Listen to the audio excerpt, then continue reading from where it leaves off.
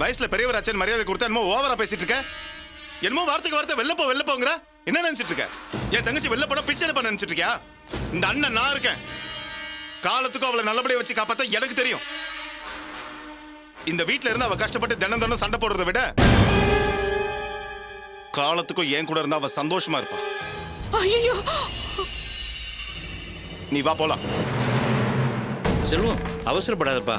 நடந்தது என்னன்னு மாப்பிள்ளைக்கு புரிய வச்சு ராணியை எங்கேயே விட்டு போயிடலாம்ப்பா. அதான்ப்பா உங்களுக்கு நல்லது. என்ன பேசிட்டு இருக்கீங்க நீங்க? இங்க என்ன நடந்துச்சுன்னு உங்களுக்கு தெரியுமா? எல்லாத்தையும் மாப்பிள்ளை என்கிட்ட போன்ல சொன்னாரு. நான் பதறி அடிச்சிட்டு போய் இவரை கடையில இருந்து கூட்டிட்டு வரேன். மாப்பிள்ள தயவு செஞ்சு நம்புங்க, என் பொண்ணு எந்த தப்பும் செஞ்சிருக்க மாட்டா மாப்பிள்ள. அவ வாழ்க்கை வீணாக்கிடாதீங்க மாப்பிள்ள. அவளுக்கு வாழ்க்கை கொடுங்க மாப்பிள்ள. அதான் உங்க பொண்ணை காலம் பூரா சந்தோஷமா வச்சுக்கிறேன்னு சொல்றாருல, அப்புறம் எதுக்கு எங்கிட்ட வந்து கெஞ்சிட்டு இருக்கீங்க? எல்லாம் முதல்ல இடத்த காலி பண்ணுங்க. மாப்பிள்ள அவசரப்படாதீங்க மாப்பிள்ள. நடந்தது என்னன்னு எனக்கு தெரியாது. ஆனா என்ன நடந்திருந்தாலும் அந்த தப்புக்கெல்லாம் நான் மன்னிப்பு கேட்டுக்கிறேன். தயவு பண்ணி ராணியை வீட்டுக்குள்ள சேர்த்துக்கோங்க மாப்பிள்ள. அப்பா, என்ன செஞ்சிட்டு இருக்கீங்க நீங்க? நான் தான் இவ்வளவு தூரம் சொல்லிட்டு இருக்கேன்ல. நீங்க இவங்கிட்ட கெஞ்சிட்டு இருக்கிறத பார்த்தா நம்ம ராணி தப்பு செஞ்ச மாதிரி ஆகாது. இது பாருங்க, இவங்க கிட்ட கெஞ்சணுங்கிற அவசியம் நம்மளுக்கு கிடையாது. கொஞ்சம் பேசாம இருப்பா. பொண்ணை பெத்தவங்க நாங்க. நமக்கு எதுக்குமா இந்த வெட்டி ரோசம் எல்லாம்? பொறுமையா பேசி அவளை புருஷனோட வாழ வைக்கிறதாப்பா முக்கியம். ஆமா செல்வம், கொஞ்சம் பொறுமையா இரு. என்ன பேசிட்டு இருக்க நீ? இங்க என்ன நடந்துச்சு நீ பார்த்தல? இதுங்களா என்ன சொன்னாலும் புரிஞ்சுக்காத ஜென்மங்க.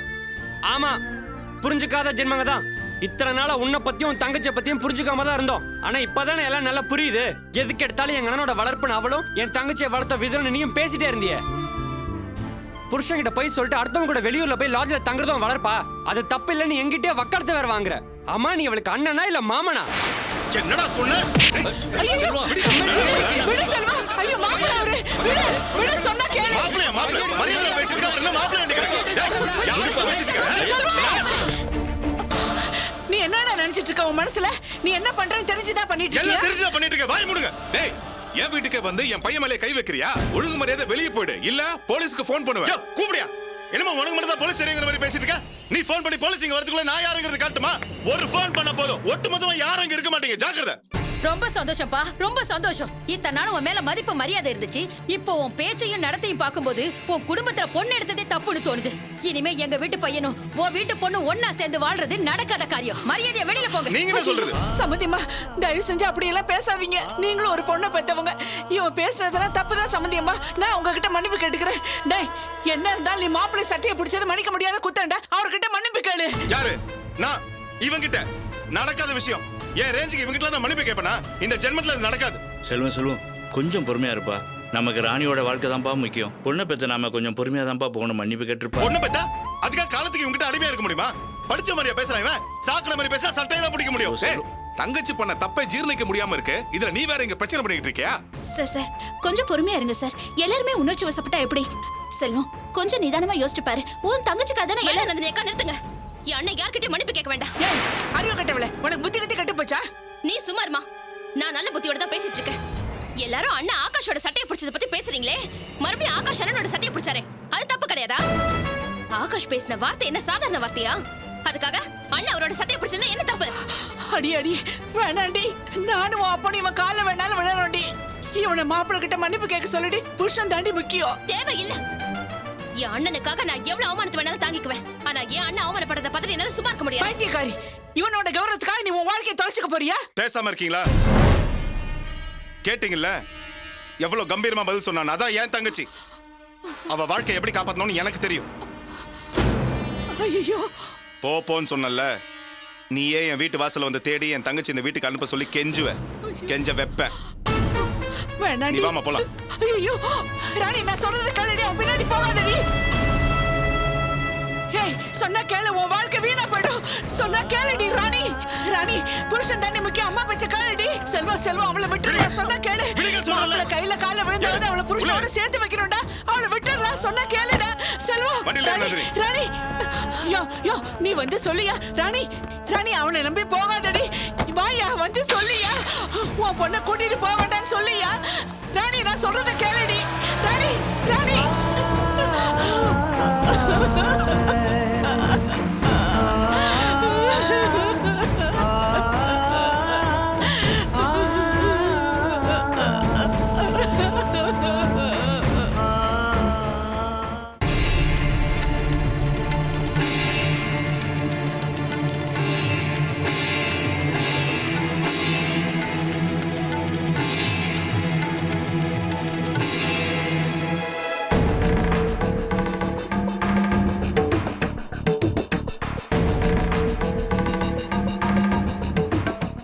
என்னங்க இப்படி எல்லாம் நடக்கணும் கொஞ்சம் கூட எதிர்பார்க்கலங்க. இப்ப என்னங்க செய்யறது? என்ன செய்யறதா? அதான் பொண்ணை கூட்டிட்டு போயிட்டான்ல, அவ்வளவுதான் விட்டுரு. பொண்ணு வீட்டுக்காரனுக்கே அவ்வளவு இருந்தா நம்ம என்ன சும்மாவா? எல்லாத்துக்கும் காரணம் இந்த வினோத் தான்ப்பா. அவன் சரியான பொம்பளை பொறுக்கியா இருப்பான் போல இருக்கு. எதையோ பேசி ராணி மனசை வசியம் பண்ணிருக்கான் யோகிய ராஸ்கல். எனக்கு என்னவோ நாம நினைக்கிற மாதிரி தப்பு தண்டா எதுவும் நடந்திருக்காதுன்னு தான் தோணுது ஆகாஷ். என்னம்மா சொல்ற? ஆமாடா, ராணி கண்ணுல பொய்யோ இல்ல மாட்டிக்கிட்டமேங்கிற பயமோ கொஞ்சம் கூட இல்லடா. உண்மையிலேயே தப்பு பண்ணி அத மறைச்சா கண்ணும் முகமும் காட்டி கொடுத்துரும். எனக்கு என்னவோ நாம கொஞ்சம் அவசரப்பட்டுட்டோமோன்னு தோணுது. என்னம்மா பேசுற நீ? இவ்வளவு நடந்ததுக்கு அப்புறமா அவளுக்கு சப்போர்ட் பண்ணி பேசிட்டு இருக்க?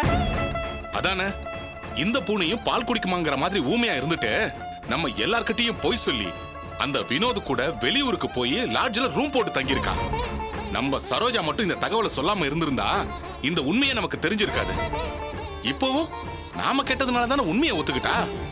என்ன துணிச்சலும் தைரியமும் இருந்திருந்தா இப்படி ஒரு காரியத்தை செஞ்சிருப்பா. இந்த துணிச்சலும் தைரியமும் தானே அவளுக்கு வந்திருக்காதுப்பா. எல்லாம் இந்த வினோத் தான் சொல்லி கொடுத்துருப்பான். நம்ம குடும்ப மானத்தை நாரடிச்சவன சும்மா விட மாட்டான்.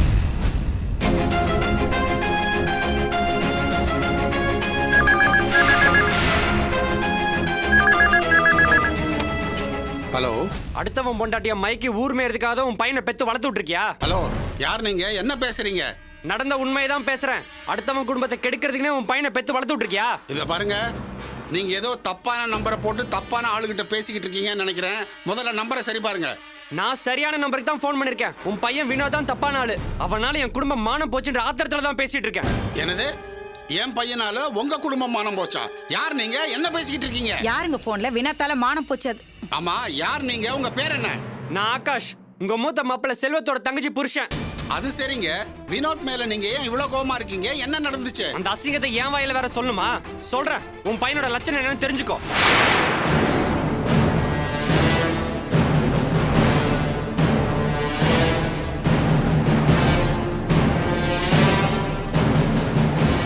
வினோத், வினோத். யாருங்க போன்ல? செல்வ மாப்பிள்ளையோட தங்கச்சியோட புருஷன் ஆகாஷ். என்னங்க சொல்றாரு? வினோத், வினோத். அட நான் கேட்டுட்டு இருக்கேன்ல, எனக்கு பதில் சொல்லுங்க. வினோத்தை கூப்பிட்டு இருக்கீங்க? என்னப்பா, எதுக்காக கூப்பிட்டீங்க?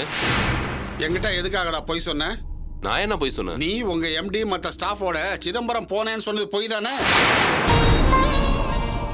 இல்லப்பா, அது வந்து நான் என்னடா முழிக்கிற?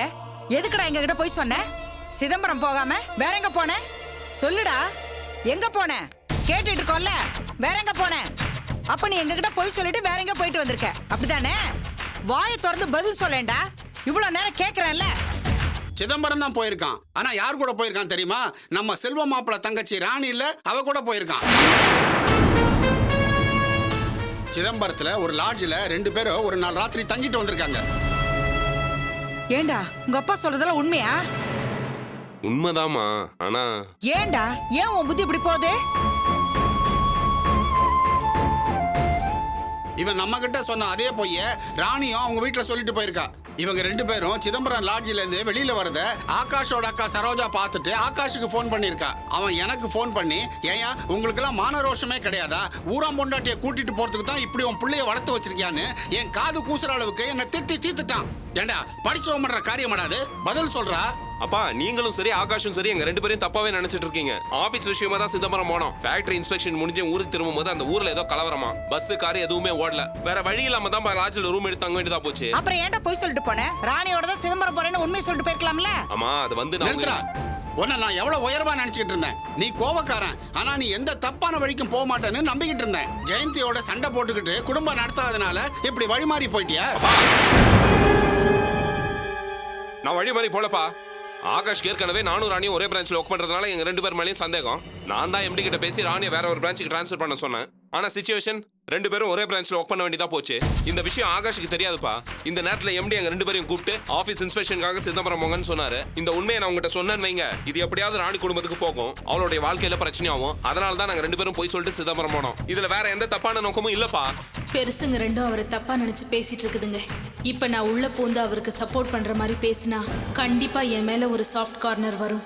அதை வச்சு முதல்ல இவரை ஏன் பக்கம் திருப்புறேன். உண்மையைத்தான் சொல்றியா இல்ல பொய் சொல்லி எங்கிட்ட இருந்து எதையாவது மறைக்க பாக்குறியா? உன்னை பத்தி நாங்க எவ்வளவு பெருமையா நினைச்சிட்டு இருந்தோம். எங்களை இப்படி தலைகுனிற மாதிரி பண்ணிட்டியே. நீ பண்ண காரியத்தினால அந்த பொண்ணு ராணிய வாழாவட்டியாக்கி அவங்க பிறந்த வீட்டுக்கு அனுப்பிச்சிட்டாங்க. இந்த விஷயம் உன் பொண்டாட்டிக்கு தெரிஞ்சா உன் வாழ்க்கையும் வீணா போய் நம்ம குடும்ப மானமும் போயிரும்டா. போதும் நிறுத்துங்க, போதும் நிறுத்துங்க.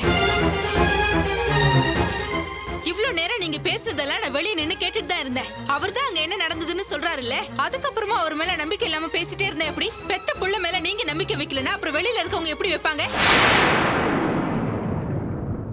ஏன் அத்தை, இந்த வீட்டுல பொம்பளைங்களுக்கு ஒரு நியாயம், ஆம்பளைங்களுக்கு ஒரு நியாயமா?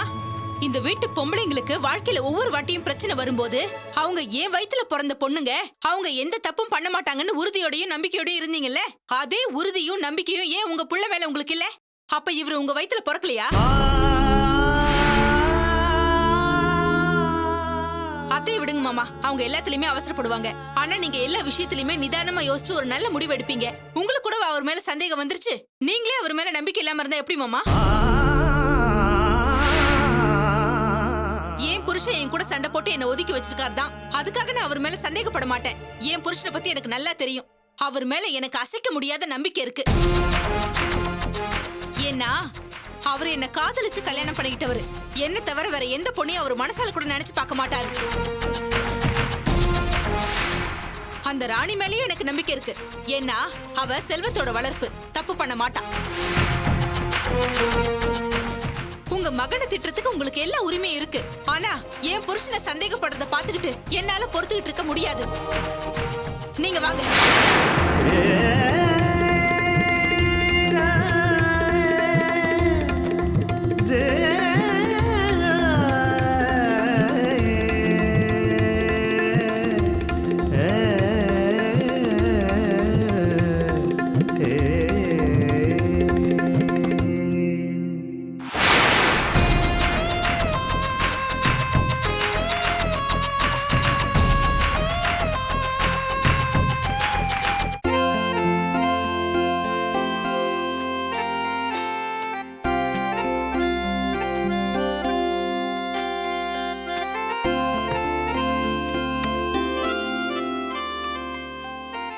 Priya, come to my room immediately.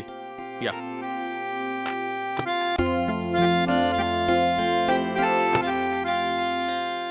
Hey Priya, what happened? காலையில வீட்டுக்கு வரும்போது புது ட்ரெஸ் தானே வந்தேன், அதுக்குள்ளே ட்ரெஸ் சேஞ்ச் பண்ணிட்டேன். இல்ல, நீங்க டிரா பண்ணிட்டு போனதுக்கு அப்புறம் ஒரு கார்கார சேர் அடிச்சிட்டா, அதான் ட்ரெஸ் மாத்திக்கிட்டு வந்தேன். ஓ ஓகே. எனிவே போன மாசம் நான் எஸ்கே கம்பெனிக்கு ஒரு கொட்டேஷன் கொடுத்திருந்தேன். அந்த ஃபைல் கொஞ்சம் கொண்டு வர முடியுமா? குட்.